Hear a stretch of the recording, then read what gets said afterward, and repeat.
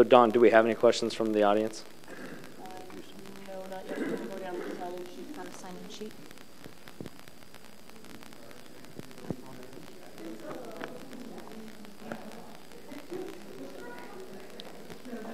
Allan Cromwell? Crowell. Crowell. Crowell? Crowell. Do you want to make a comment?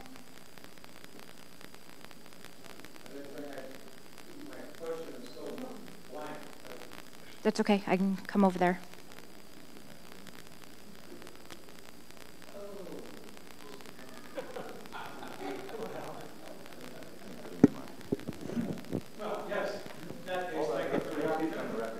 We're going to give you the microphone so that way we get it on tape and everyone can hear. I didn't know that I was going to have this opportunity. See? My name is Allan Crowell. Some of you may have read a letter that I wrote that was published in the South Puget Sound News. I think that's the name of it. Frankly, I would like to see us, the thrust of that is, a lot of folks have talked about how the Civic Center was built and all the issues associated with that. And I always get the idea that those that don't like this think that the people who were involved did something wrong, that there were shenanigans somehow. I took a lot of time out of my busy work schedule to look into that situation, and I think that's absolutely not true. Nobody feathered their nest. Nobody did anything illegal, immoral, unhealthy, or fattening. In fact, I believe that they did a really good job. Folks are concerned about why did you use certificates of participation instead of a bond voted on by the public? That's probably a fair question.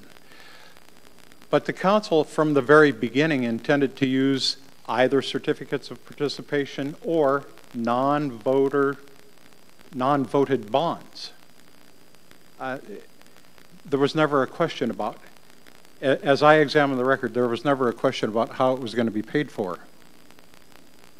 So selecting certificates of participation was, of the two, was the smart thing to do. If you have ever been in real estate or had a house built, it's the difference between you getting a construction loan to build the house or your builder getting the construction loan. In one case, you assume the risk for that house being built. In the other case, the builder does. So the city saved us a fair amount of money. They deferred all the costs until it was a turnkey operation. Frankly, I would like to see this entire debate move away from that and into what happens next, because that's where we are. The question is, we're here, this is what we have, so now what do we do about it? If Proposition 1 fails, among the things that we do about it is we lose at least 3 firemen. Somebody said, you know, I don't want more firemen, I want ALS. Really? So therefore I'm voting no. That was the. If you vote no, you don't get advanced life support. You just get 3 fewer firemen. You may get, I don't know what the other cuts are because the city council hasn't put the budget together yet. But they will start cutting, I assume, in a reverse priority from the way that they budget things. First they budget for fire and police, and then they budget for things that are, habitatability. I wonder who thought that up. But things that make the place habitable, and lastly for parks and recreations. So if I was the king and I had to cut, I would start with parks and recreations. You can't cut it all, but you could cut a fair amount of it, and then I would go to the second priority and I'd cut that, and the last thing I would cut would be fire and safety. If you look at it, you can't cut enough to make all the cuts required until you get up to fire and safety. I believe that that is correct. Okay? So If the difference between, you know, acceptable and unacceptable is $6 a month, or okay, I'm willing to pay the additional $6 a month. You know, it seems to me, it makes sense to me that we ought to do this. And those who know me know that how tight I am.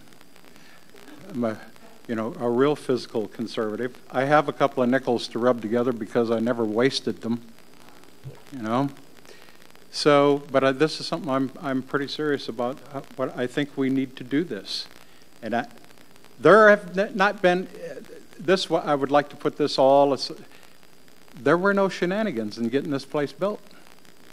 That just didn't happen, and I defy anyone to show me that that did happen. It's been audited. There are no findings. Okay, so now we need to move on. Thank you. I'm done.